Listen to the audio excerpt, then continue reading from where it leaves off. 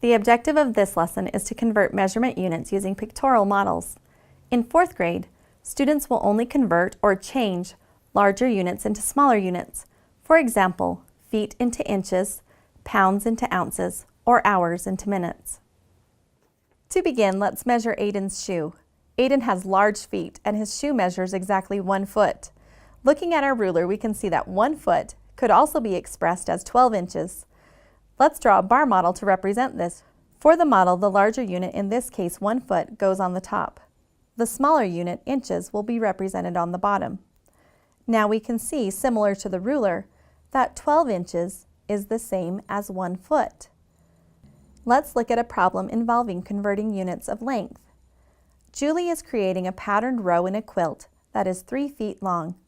She is using 1-inch squares to create the pattern. How many 1-inch squares will be in the row? To solve this, we need to find out how many inches are in 3 feet. Let's begin by looking at our bar model from before that shows that 1 foot is the same as 12 inches. However, this time we are not just looking at 1 foot. We are looking at 3 feet, which means that we need to repeat this model 2 more times to show a total of 3 feet. We could add 12 plus 12 plus 12, which is 36 inches. Your child may also see that 12 added 3 times is the same as 3 times 12. Remember, the 3 represents the total number of feet and the 12 represents the number of inches in 1 foot. We just converted a measurement of length, feet to inches, but length units are not the only units that can be converted. We could also convert weight, pounds to ounces, or kilograms to grams, capacity, gallons to quarts, or liters to milliliters, or time, hours to minutes, or weeks to days, just to name a few. So let's try a time conversion problem. Charlotte spoke with her grandfather on the phone every day for 9 weeks. How many days did they talk with each other? As you can see, we are going to convert weeks to days. It is often helpful to write an open equation before beginning to make sure that we convert to the correct units. From the problem, we know that we are trying to find out how many days are in 9 weeks. So let's write 9 weeks equals how many days?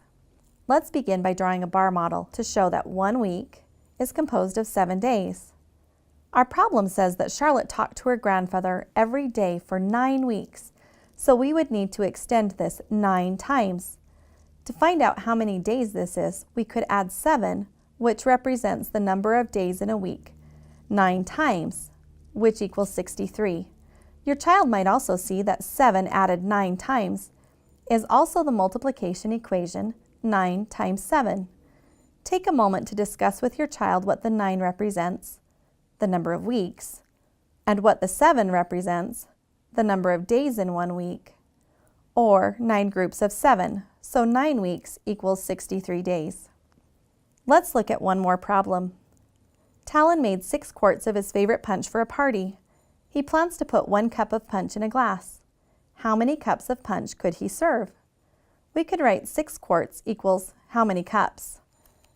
To solve this, we need to know that 1 quart is equal to 4 cups. We can draw a vertical bar model to show that 1 quart is made up of 4 cups. The vertical bar might help students understand the number of cups in a quart better. However, this is only 1 quart. Talon made 6 quarts. So we need to repeat this to extend our model to show a total of 6 quarts.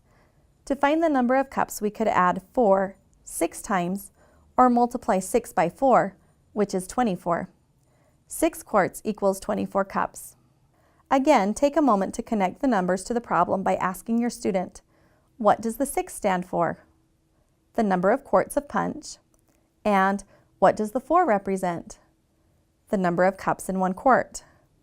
Students need an opportunity to discuss their models and make connections from those models to the numbers and what those numbers represent. The objective for this lesson was to convert measurement units using pictorial models. We met this objective by drawing bar models to illustrate real-world problems.